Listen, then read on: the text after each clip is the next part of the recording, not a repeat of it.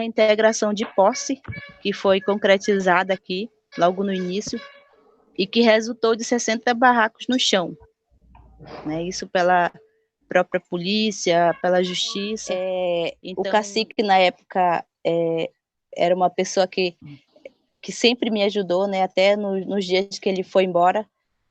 E assim, ele apoiou, né? Ele disse, não, professor, eu acho que nada mais justo do que a gente colocar o nome do espaço cultural, já que a senhora vai trabalhar com as crianças, a gente tem que colocar o nome das crianças que foram guerreiras, que permaneceram no parque. Depois de tudo isso aí, né? Porque a gente passou por uma reintegração de posse. Na época que a juíza deu essa reintegração de posse, a prefeitura já estava fazendo melhorias aí, não é? Não. A prefeitura ainda não estava aqui dentro.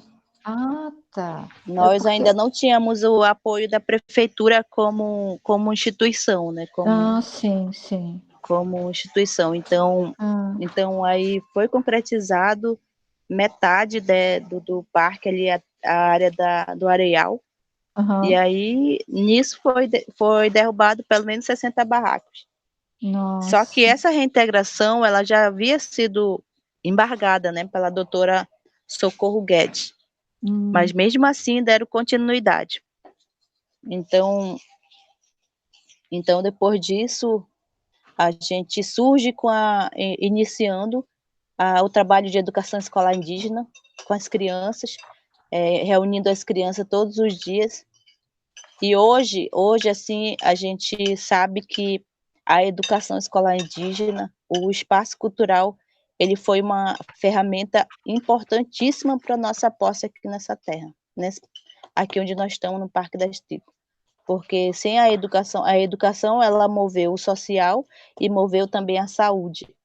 Porque nós buscamos, aí sim, com a saúde, aí veio a vinda do prefeito de Manaus, né, Arthur Virgílio Neto, e aí foi dando assim, foi dando mais visibilidade para o Parque das Tribos, porque o prefeito, a partir do momento em que ele veio aqui com a iniciativa de fazer a campanha dele de saúde indígena, né, saúde indígena, e quando ele chega aqui, ele se depara com uma realidade ele falou assim, nossa, eu não sabia que o Parque das Tribos realmente era o Parque das Tribos, de várias etnias, de muitas etnias, que naquele momento, quando ele chegou, ele ia cumprimentar as senhoras e nenhuma delas falava português, entendeu? E hoje é a mesma coisa.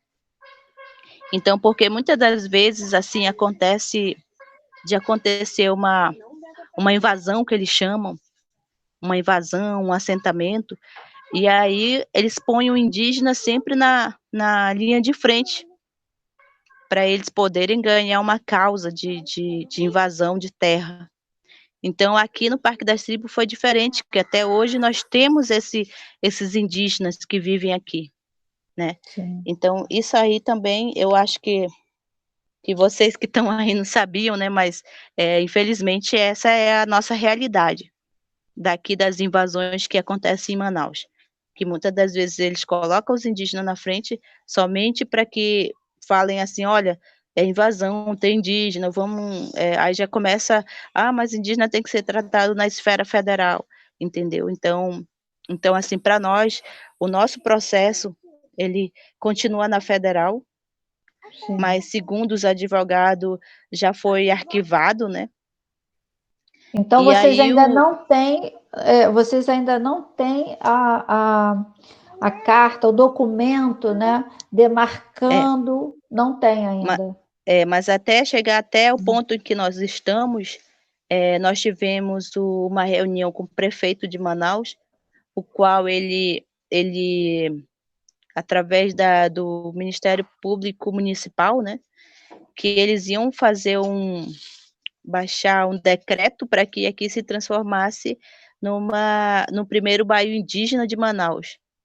Então, isso aí ele tem algumas garantias para nós, para nossa permanência.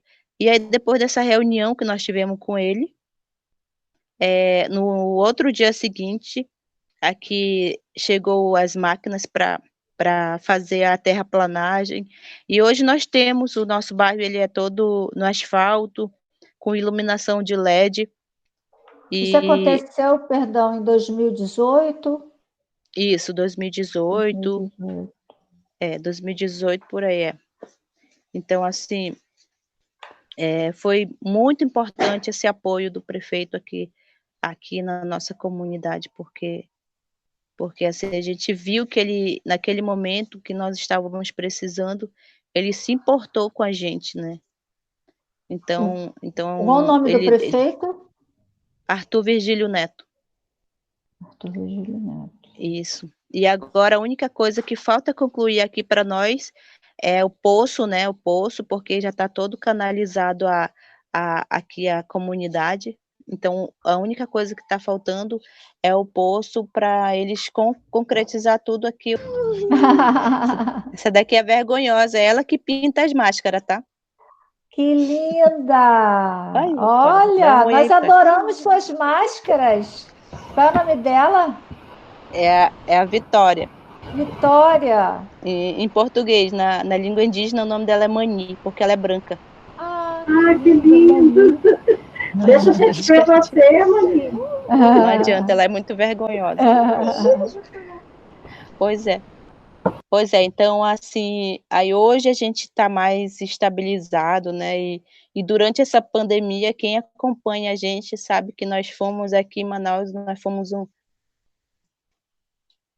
Linda! Dá tchau. Ó, coração nossa pra desenhista. Você. Linda! Nós adoramos suas máscaras. Acho que adoraram tuas máscaras, Vitória. Adoramos suas máscaras. Lindas. Obrigada. Você tem muito talento, viu, Vitória? Linda você, é um prazer te conhecer. Parece uma modelo. Olha, nós já vamos voltar a esse tema da demarcação, só para a gente voltar um pouquinho para a escola, tá? Sim, certo. Ainda. Aliás, doutora, gostaria de falar alguma coisa, de dar uma parte? Então, eu gostaria de falar rapidamente sobre os desafios da educação nas escolas indígenas, né? Porque, assim, eu particularmente, eu tenho uma admiração muito grande pelos professores indígenas, porque o método indígena de educação, ele é muito diferente, né, dos métodos tradicionais que a gente usa, porque... Doutora? Sim. Me permite lhe interromper só um pouquinho, porque você falou em método, era a pergunta que eu ia fazer, e já depois dessa pergunta, você dá a continuidade, ok? Porque tem a ver com o que você está falando.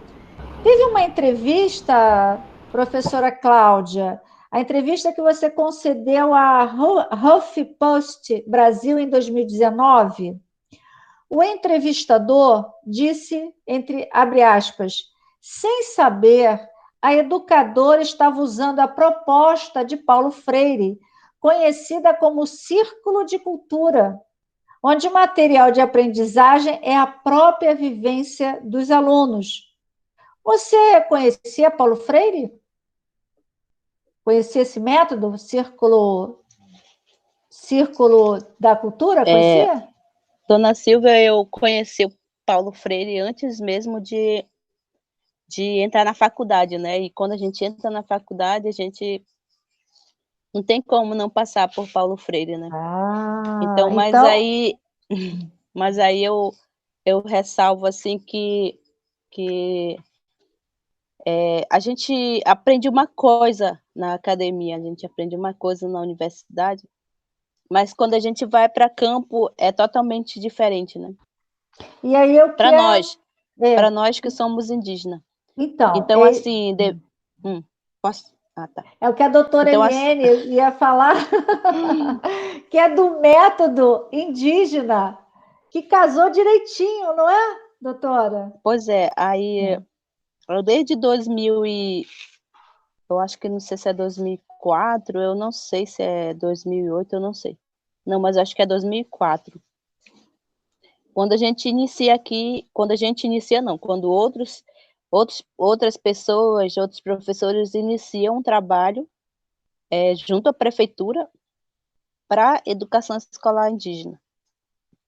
Então, um desses professores hoje, atualmente, é a pessoa com quem eu convivo, né? Que é meu companheiro, é meu marido, né? Bacana. Então, assim, aí eu costumei, assim, eu usar mais o que eles fazem em campo, né? Como era um trabalho pioneiro, então, assim, eu usava mais os métodos dos professores indígenas. Mas aí a gente vai perceber que é tudo que o Paulo Freire já falava, né? E o que nós, professores indígenas, já fazemos e já fazíamos na prática, né? E eu Então, ou diria seja, que o Paulo Freire é que captou a essência da educação indígena, é não é, verdade. doutora? Então assim, é porque uma pessoa muito sábia, muito observadora, né? Como Paulo Freire, com certeza deveria ter sido isso, né? Antes mesmo que a gente percebesse o que realmente a gente traria futuramente para a educação escolar indígena. Então, assim, todo o trabalho meu acadêmico, o meu TCC, ele foi voltado para esse trabalho de campo, do qual a gente traz o costume do indígena de um determinado lugar, a gente traz e transforma ele, né, num método mais técnico, mais acadêmico. Então, foi nesse sentido que foi o meu trabalho de TCC, o qual eu defendi. Aí, em que sentido, né? Em que sentido? Aí foi abrangendo os pontos geográficos de que eu trabalhei mais assim com meu cunhado na época, né? Que ele era uma pessoa, que ele era um mateiro. Não sei se vocês sabem o que é mateiro. Mateiro é uma Explica. pessoa que conhece a floresta, que não precisa de GPS, não precisa de nada, né? Então, ele me explicando, eu queria saber como é que eles faziam para fazer a retirada dos caranã, né? Isso aqui, ó, que a gente Ah, usa para fazer as casas, né? uhum. E aí ele me explicava que as árvores que eles tiravam num determinado lugar, aí quando era outro ano não tirava mais daquele local, tinha que ser do outro local, que era justamente para dar tempo de repor novamente. Sim. E aí eles tinham que fazer todo um percurso. Essas palhas, elas só são tiradas quando o rio está muito cheio, né? Quando o rio está muito cheio, porque elas só tem nas cabeceiras dos rios. Nas cabeceiras, Ah, modo de falar, que o barco fica na cabeceira e tu segue mais 1 hora ou 2 horas, mata dentro, e aí eles são igual o Buriti, eles vão dar mais no Chavascal. Então tem todo esse processo para você ter uma casa igual a essa aqui, né? Um telhado igual linda, a esse. riquíssimo. Então, assim, tudo isso aí abrange a educação escolar indígena, né? Abrange, Uhum. porque isso aí tu não vai encontrar em canto nenhum, a não ser com a gente, né? A gente que conhece, que já sabe o nosso dia a dia, o cotidiano. Então, assim, esse trabalho que foi feito a minha, o meu tema do meu TCC. Que lindo. Foi lugares estratégicos, geográficos, aonde faz o remanejamento, né? Remanejamento do caranã e de outras, digamos assim, de outras matérias-primas que a gente utiliza culturalmente. E aí também entra outra situação que, que é onde meu sogro com a minha sogra, eles vão atrás do caranã, e aí eles são encontrados por uns biólogos, né, estudantes de biólogos, o qual eles não têm o conhecimento que essas palhas, eu dou o exemplo da palha, né, que essa palha ela faz parte do nosso costume. Por quê? Porque é com elas que a gente faz as casas de farinha, que faz as casas, E aí é dessa forma manejável que a gente usa elas. E aí eles não conseguem entender isso, tanto é que eles dizem que não é mais para eles voltarem para a área de, na época, Resex, né? Uma Resex, área sim. de reserva, Reserva entendeu? ativista, sim. E aí eles vêm para cá, eles chegam lá na comunidade, onde a gente vive, e isso eles já estavam quase uma semana para mata dentro, o rio adentro, né? E falam isso. E aí é preciso vir na FUNAI, para que a FUNAI entre em contato com o Instituto, para poder saber quem são essas pessoas que estão impedindo os indígenas de fazer esse trabalho. Meu Porque para pai. quem trabalha, para quem conhece esse trabalho deles, não jamais faria isso, né? Jamais. Claro. Então, e mesmo porque já eram pessoas bem idosas. E vocês sabem que para nós, indígenas, pessoas idosas, elas são como fossem pessoas sagradas, né? Sim. Então, eles não podiam jamais impedir eles de fazerem o que eles estavam fazendo. Então, isso aí deu Então, isso aí deu o que falar na época, né? E eu não sei, esses biólogos com certeza voltaram para a casinha deles, né? Para o estado deles, que com certeza não eram aqui de Manaus. Entendi. Então, isso é um exemplo, né? Sim. Isso aí tudo foi tema, tudo foi assunto para o meu TCC. Entendi. Entendeu? Então assim, para vocês verem que... E aí a gente pula para os métodos, para as bibliografias, né, que a gente tem que citar no nosso TCC. E aí também eu cito o Paulo Freire nesse sentido, que aí a gente já tem um pouquinho mais de leitura, de conhecimento, e já transforma isso aí para... Como é que a gente fala, meu Deus? Para os nossos dados bibliográficos mesmo, né? Sim. O Paulo Freire e outros. E outras coisas que eu não estou lembrada agora com o nomezinho que a gente dá. Então, assim,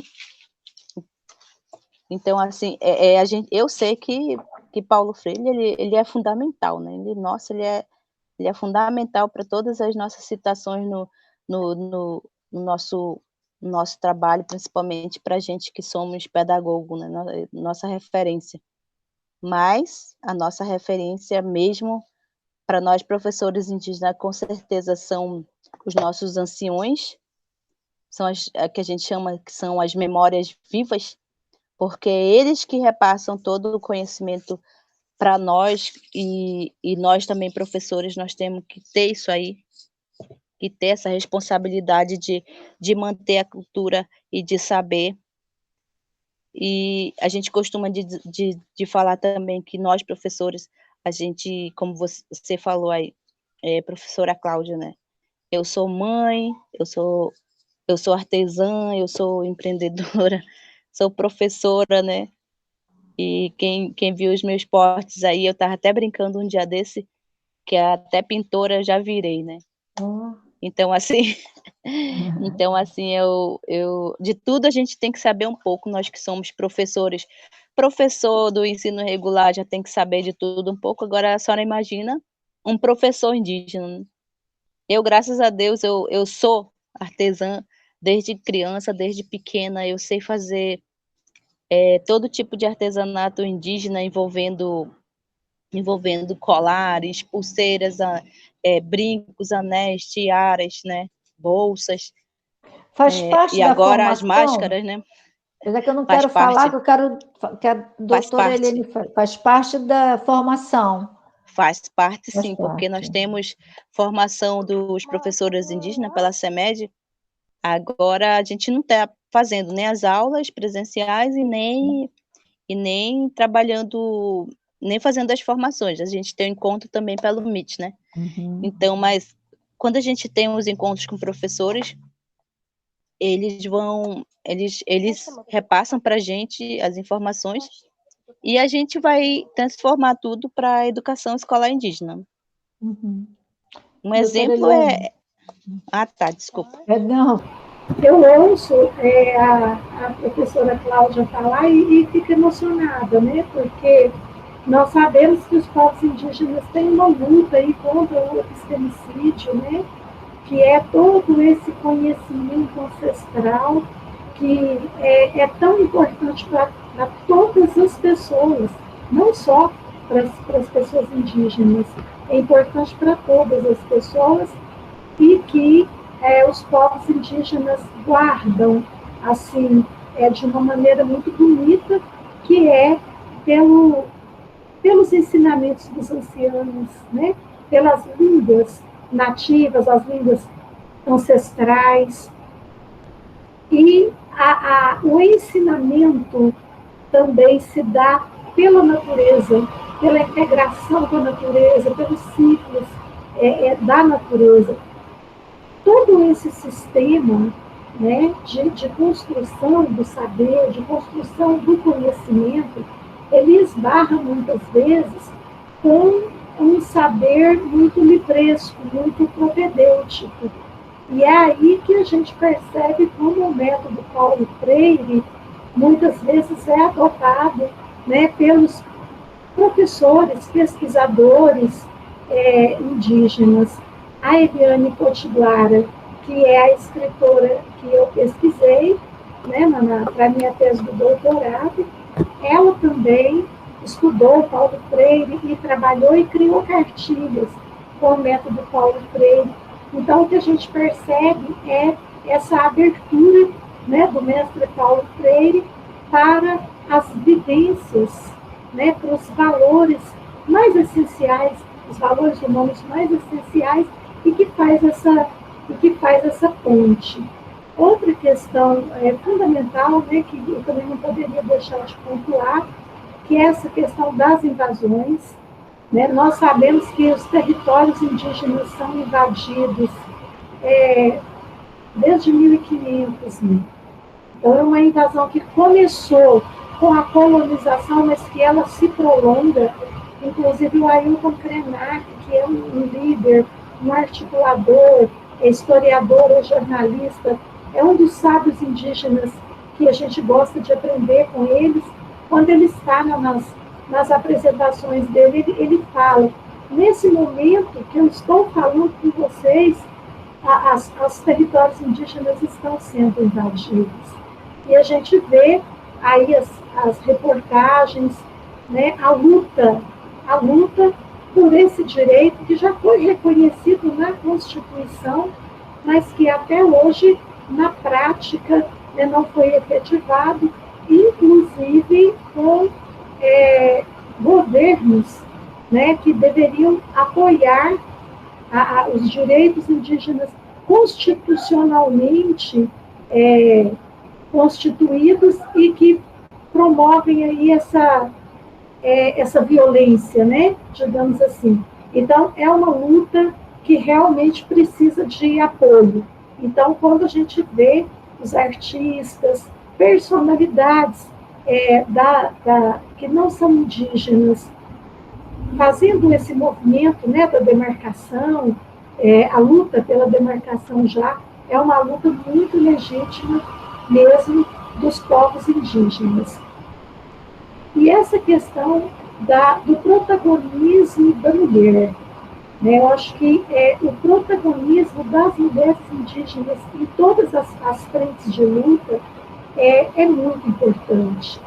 Né? E a gente vê a professora Cláudia falando, né, que ela assumiu para si essa missão de dar continuidade ao trabalho da família, né, dos educadores da família, do pai, e ela funda essa escola. Então, a gente vê que é uma lição, né, para todas as mulheres, que assumam o seu protagonismo e que façam uma diferença, e que construam com o que é possível fazer. Então, é nesse sentido que eu gostaria de fazer um contraponto, e aí só valorizando mesmo a experiência, o depoimento da professora Cláudia.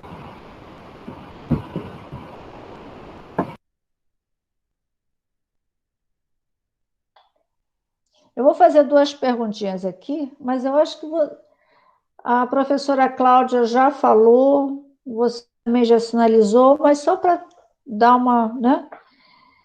Existem outras escolas indígenas com a mesma proposta de vocês? Nos conte um pouquinho do sistema educacional de Manaus e como os índios se incluem ou não nesse sistema.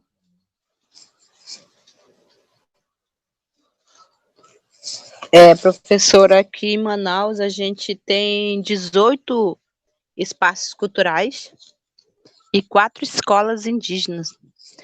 As escolas indígenas, elas tanto têm o ensino regular, como também a educação escolar indígena inserida nas escolas, né?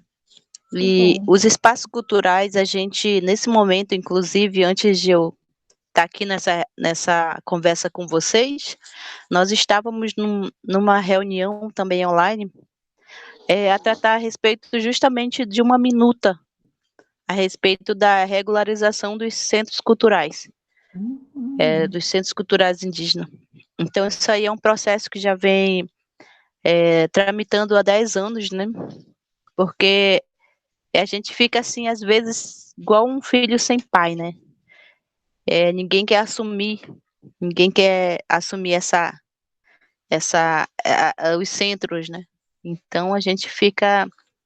Muitas das vezes a gente tem que recorrer mesmo ao Ministério Público Federal, que vem nos apoiando nesse processo, né? Porque eu tiro às vezes por mim, que a gente teve que ter o início, né? Ter que ter a iniciativa de construir e fazer um ambiente onde a gente possa juntar as crianças, porque eu não chamo isso de escola.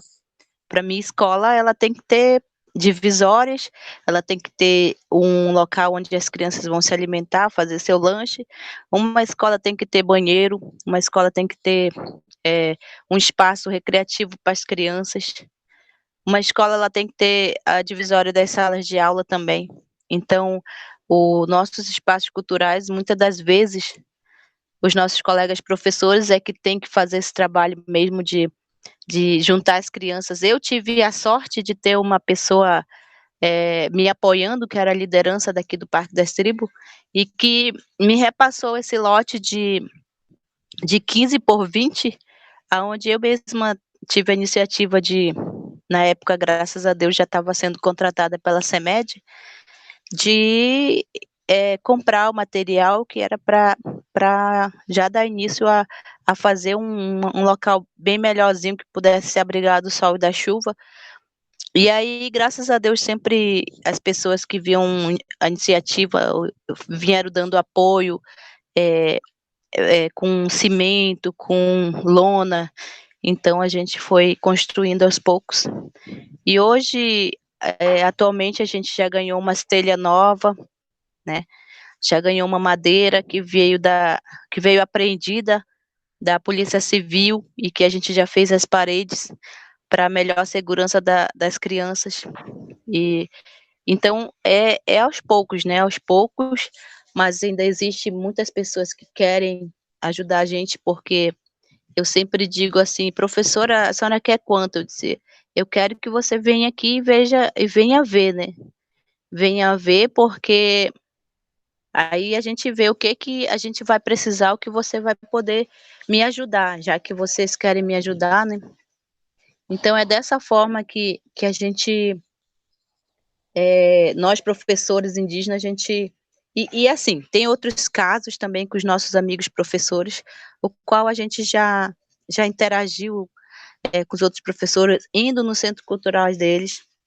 Muitas das vezes, alguns deles têm uma associação, né, tem um localzinho para que possa ser realizada essas aulas voltada para a educação escolar indígena. Outros colegas também estão na mesma, assim, fazem no quintal da sua casa, fazem uma casa lá. Então, no nosso caso dos professores indígenas, basicamente quase a mesma situação, né? Ninguém tem um local, assim, que seja mesmo para trabalhar a educação escolar indígena. É dessa forma que a gente vai fazendo, até a gente conseguir fazer essa regularização dos espaços culturais, porque depende muito de quem vai querer ser o pai, né? De quem vai querer apadrinhar esse trabalho todo, de quem vai querer realmente levar esse trabalho a sério, né? Entendi. Mas, por enquanto, nós, professores indígenas, nós somos pagos pela Prefeitura Municipal de Manaus, e agora o nosso contrato finda agora no final do ano, e aí vai ter um processo seletivo, qual vai ser escolhido outro professor. Ué, E então aí, você corre o risco de sair da escola que você fundou? é porque, na verdade, a gente já sabia que isso vinha acontecer, né? A gente já vai trabalhando, mas assim, como a gente sempre tem reunião aqui na comunidade, eu sempre falo, o meu trabalho, por mais que eu saia do quadro da CEMED, eu vou permanecer trabalhando aqui na educação escolar indígena, acompanhando um novo professor que vai vir, porque aqui é o meu local, né? Aqui é o meu local de trabalho, então assim, eu não penso em abandonar, em deixar, Mas esse contrato mas pode ser sim, renovado, não é? não, só 4 anos só. É só até, Ah, no máximo, 4 anos. E a gente já ultrapassou os 4 anos, né? Por causa dessa entendi, pandemia, eles tiveram que prolongar até o final do ano o nosso entendi. contrato.